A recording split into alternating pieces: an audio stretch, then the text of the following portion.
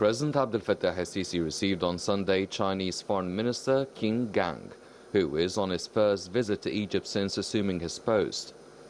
el-Sisi and the Chinese Foreign Minister discussed bilateral relations in the political, economic and cultural fields.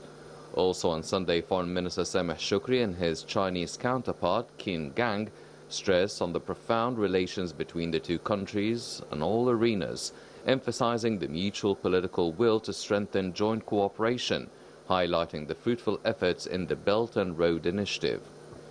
Egyptian-Chinese ties have witnessed noticeable growth in infrastructure, energy, trade and transport in the past years. Cooperation includes electricity, petroleum, natural gas, railways, highways, ports, mineral industries, construction materials, chemical industries, lighting equipment, textile and home appliances. President el-Sisi visited China 7 times between 2014 and 2022 to promote the comprehensive strategic partnership between the two countries and Chinese investments in Egypt. Foreign Minister Sameh Shukri said that Egypt looks forward to increasing Chinese investments in various fields, especially tourism. Shukri also said that China seeks stability in the region and expressed Egypt's aspiration for China's support within the framework of its membership in the Group of 77 and China. According to an IMF report issued last Tuesday, Egypt will secure a $1 billion loan from China Development Bank during the fiscal year 2022-2023. Welcome back, ladies and gentlemen, and starting off our discussion, let me welcome Dr. Sherif Amir, the Professor of Geopolitical Affairs at the University of Paris. Dr. Amir, thank you very much for joining us. Thank you for having me. Dr. Amir, before we start talking about the Egyptian-Chinese relations and file as a whole, we're witnessing the Foreign Minister Sameh Shukri participating in the Abu Dhabi Sustainability Week, the summit that is really preceding the COP28 that will be hosted by the UAE this year.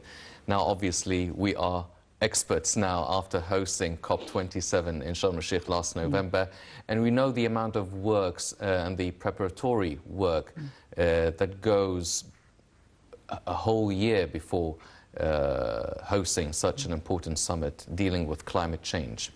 Now, how important is it now that Foreign Minister Sameh Shukri, who was president of the COP27, goes and lends an experienced lending hand to the UAE, giving them not just the outcomes of COP27, but also the experiences and what needs to be built on during COP28 as a result of the outcomes of COP27?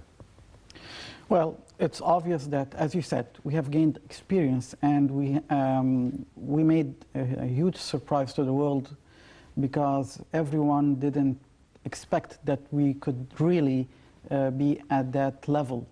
And we have seen they tried to underestimate what some of the Western forces, our work during that time, and we passed the test. So I think that the same thing would be taking place in the United Arab Emirates. They will try to make some critics to the country there. So I think that the Foreign Minister Sameh Shukri is giving now the opportunity to our brothers in the Emirates to explain how some topics, which are environmental topics in appearance, but then it has some political agenda inside. Maybe one of the agendas that will be used as the oil, that it pollutes the environment. So this is targeting the economy of the Gulf states. So they have to be prepared in a way or another how to answer this about the green economy and the green energy and how they will deal with that. So I think that there is this coordination between the Egyptian diplomacy and the Emirati diplomacy about how to contain all that. We still are the president of the COP27 till the handling of the new session for the Emirates. So this is a coordination. In a way, it's the presence of Egypt as the hosting country, the former hosting country until the COP28. And the second part is the coordination between, bilateral coordination between Egypt and the Emirates on, as I said, what is hidden as political agenda under the cover of these summits. Yes. Well, talking about the bilateral relations now between Egypt and China now, yesterday Egypt and the President Sisi with the Foreign Minister Sameh Shoukry received the Chinese Foreign Minister Qin Gang, which is the first visit by Qin Gang to Egypt as soon as he assumed office in China. Now, before we start talking about this summit and what's being dealt within the agenda of this meeting, now Egypt has historical relations with China. Egypt is considered the first Arab and African country to recognize the People's Republic of China. Ever since this sort of recognition by Egypt to the Republic of China, how would you assume the progress of the relationship between both countries of great cultures and civilizations? First of all, the Chinese Revolution took place in 1949, and then in a couple of years, in the 1950s, Egypt recognized the Chinese Republic. We were the first, yes, in the world, not only in the Arab world. I think that we, as Egyptians and the Chinese, we share a lot about our historical civilization, our history. We didn't have many things in common, but events showed that we were the victims maybe of many of the conspiracies around the world against the two nations. Many forces do not wish to see China growing. Same thing for Egypt. Many forces do not wish to see us growing. And I think culturally we are close in a way that we understand that there has to be a power for the East.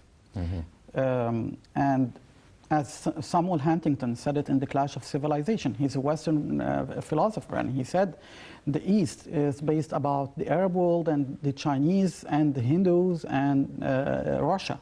So I think that this means that we are two powers, main powers, in the East. Geographically, we are not united, but still, we are each in its region a leader. We are the leader of the Arab world, and historically, in civilization, maybe economically, we're not exactly as China. Maybe economically, Japan and South Korea are doing very well, but still, China is China. It's a huge civilization. So we share this heritage of our ancestors. The second thing is that we have to work together now. It's time to do it. Yes.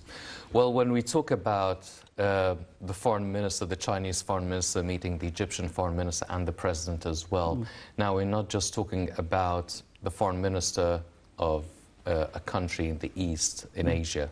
We're talking about the foreign minister of the second biggest economy in the world after the United States. That's an economy that is even stronger than the European economies. I mean, the second biggest in the world. What sort of topics and what sort of issues would be discussed between the president, the foreign minister, and the Chinese foreign minister? Well, we have many topics now. As you said, this is the second biggest economy. We know that the United States has a huge economic debt to China.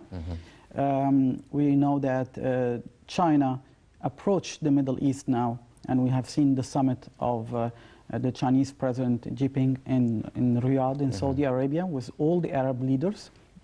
And the fact that the Minister of Foreign Affairs of China, one of his main visits, as you said, he just took in charge his position.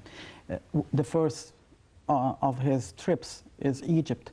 That means that something's urgent on the agenda of the Chinese diplomacy towards the Middle East. He's stressing this kind of wish of the Egyptian leadership to work with everyone. We still have the sector of the Suez Canal, and we have seen today the president, he spoke about this with the prime minister here in Egypt about developing this economic zone, and the Chinese are very interested in doing that. So there is this approach between Egypt and China. It's a critical situation, actually. Maybe it's more critical for us because we are in the middle between the West and the East, and we are under pressure for many reasons, especially the war between Russia and Ukraine. So we have to work with everyone to ensure that we would not sustain all the pressure from one side. We could have any supplies from China if any of our Western friends and partners would try to blackmail at any time our decisions. So this is a way of finding a breakthrough. This is very, very smart to do. And if we would work with the Chinese now, we're giving the signal also to our friends in Europe and in the United States that we have an independent decision process. Of course, economically, we are closer to the West, but this is a signal also that we could work together with the Chinese at any time to find alternative solutions. We would not be bound to one camp. The fact that President Sisi met with the Minister of Foreign Affairs of China is to, first of all, send to Xi Jinping, the President of China, the message that the Egyptian leadership is taking very seriously this file of cooperation, that we're working on it, that we are doing our best now to implement these decisions that we are taking. And I think that this visit, because the Chinese always have their interests and their business first, so the fact that they come to Egypt, that means that they have found a solid ally that they could count upon. Yes. Well, China becoming the second biggest economy in the world is not an easy thing. And they mean business. And we've seen quite recently that they actually signed a contract with Qatar, a gas contract, a 27-year contract, the biggest of its kind, just making sure that they are getting enough gas for 27 years. And you've mentioned the emphasis on having Egypt as a gateway for their products and their trade to the rest of Africa with the Suez Canal economic zone, the Chinese economic zone as well. And the President today emphasized the importance of speeding up the process and making everything accessible and feasible for the Chinese investments. There's also the Belt and Road Initiative, which is a project that has been talked about for a few years now. Do you feel that all these talks and all these memorandums of intentions and understanding are coming to fruition, and we will be witnessing at a time of very critical economic crises happening all around the world, that the Chinese are here to make business and to have these businesses and investments take place now? Of course, we are in a situation actually, especially Egypt, which is very critical because we were in the mid of our economic process, and then we were hit by the COVID-19, then by the war in Russia and Ukraine, and also a heritage of several difficulties inside Egypt, like bureaucracy and corruption that we are trying to fight by any means now. It's a new Egypt, it's a new republic, and it won't be done in a day. It will take time and effort.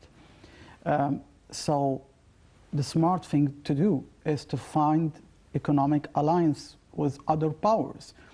We have relations with the United States, relations with the IMF, and we have seen that we are suffering because of some conditions. The smart leadership, like here in Egypt, is trying to find other solutions. We won't continue in some one track. We're trying to find other tracks. One of these tracks are the economic relations with other powers like China. And as you said, yes, the Chinese, they mean business. They want to find other places for the market and for cooperation.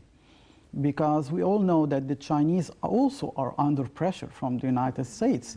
The Western media is trying to always portray China as a dictatorship, as a country who is against human rights. And we suffered from the same thing at a certain time. They were criticizing us.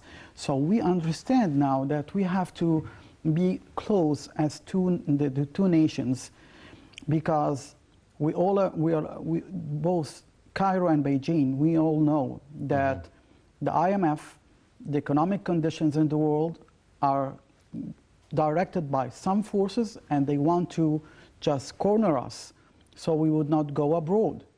So if we work hand in hand, I think that at a certain time we won't be needing, not immediately of course, loans. We won't be needing any of the help from the 100% help from the West. We will be now assisted by China, Russia, and other powers elsewhere than Europe and the United States, which does not mean that we are separating ourselves from our friends, underline our friends and partners in the West. Yes. Well, you've mentioned the Chinese-Arab summit that took place in Riyadh, and we are witnessing, or we witnessed the meeting between the Chinese foreign minister with our foreign minister and president, and it is probably preceding maybe other meetings and other summits that will be taking place between Egypt and China later on. But those two meetings, what are the differences in dynamics between the Arab-Chinese summit that took place in Riyadh and the summit and the meeting that took place in Egypt? Are they different in nature? Are they complementary to each other? Could they constitute any sort of conflict of interest, for instance, economically at least, between China? I mean, China is trying to really work on the GCC countries, and also Egypt being the gateway and leader of the African continent. Now, how are they working together? How are they complementing each other, these relations with China and our relations with China? I think it's complementary because of the fact that, to all our respects to our brothers in the Gulf states, but Egypt is the only military power which has its own military capable of implementing its own self-defense. Even our brothers in the Emirates, they count on our help in that matter. So I think that we have the military capability, and the Chinese want to export their arms to the countries who would know how to use it. And also, let's not forget something very interesting for the Chinese. At a certain time, they suffered from the pirates at the end of the Bab el-Mandeb Strait in the Red Sea. Who's present now to protect this gateway? It's Egypt, the Egyptian Navy, which is one of the best in the world. The Israelis even said that it's a superb navy. So we are there. So they have the interest to work with us because our military is present in the Red Sea. We have worked also with the Chinese to help the Sudanese military have some weapons and arms from China. At the time, there was this embargo and still on Sudan. So we are opening other gates for them. I think that the military aspect is very important. The geographical situation of Egypt is highly important for the Chinese, with the Suez Canal, with our military presence in Bab el-Mandeb Strait. We are there as, let's not say call it the policeman of this region, but with still the guarantees of this economic relationship between China and the whole Arab world. For instance, China has no this close relationship with Turkey, for example, which is in NATO, because they don't trust NATO, and they know that NATO is a hostile organization for them as they are for Russia. The same thing for the Chinese. They wish to see other replacement for other powers in the Middle East. They have troubled relationship with Israel. We have seen when the Minister of Security, Internal Security in Israel, Itamar Ben-Gvir, went to the Temple Mount. There was two nations in the Security Council of the United Nations. It was China, the permanent member, and the Emirates, who's a temporary member, who presented the case and criticized the Israeli action. So the Israeli diplomacy and the Chinese diplomacy are not getting along. So concerning, I'm detailing the military forces in the region. So with the Turks, they're not really friendly. They're not really friendly with the Israelis. The remaining force is Egypt, and they count on us because we have this let's say, military equipment from the West and Russia, and why not also China? Yes. Well, talking about the West now, we've seen tensions running high between China and the number one, China, the second biggest economy and the biggest economy, the USA, and we've seen these highs, reaching these highs, especially during the Donald Trump administration. How are these tensions now, and how does it reflect on Egypt strengthening its economic and political relations with China? Well, of course, the Biden administration is not like the previous administrations. It's a bit weak, of course. And for instance, the Trump administration was totally hostile to China. And all the allies of Washington at that time couldn't really approach Beijing or even, let's say, the Great Wall of China because of the Trump administration. And China also was very, very squeezed at that time. They couldn't be present in the waters and the strait towards Taiwan. Now they're present. Now they can come to the Middle East. Now they can gather the rich oil countries. Now they can contact Egypt. And so I think that the Americans now, it's the continuity of losing some of their control in the Middle East. And the example is the visit of Joe Biden, US President, to Riyadh, and he met all the Arab leaders. The next day, his plane, Air Force One, just left Riyadh, and the next day, Xi Jinping was there with the same leaders on the same table. And it was a clear message to the United States that you're not the only boss here. So I think that the Americans will study really these relations between the major allies in the region, which is the Gulf states and China, and Egypt and China. And every case is separate. As you said, Qatar signed this contract. They're signing same contracts with the Emirates, with Saudi Arabia, and now Egypt. And what is more dangerous for the Americans, that it will be also military contracts with Egypt. Yes.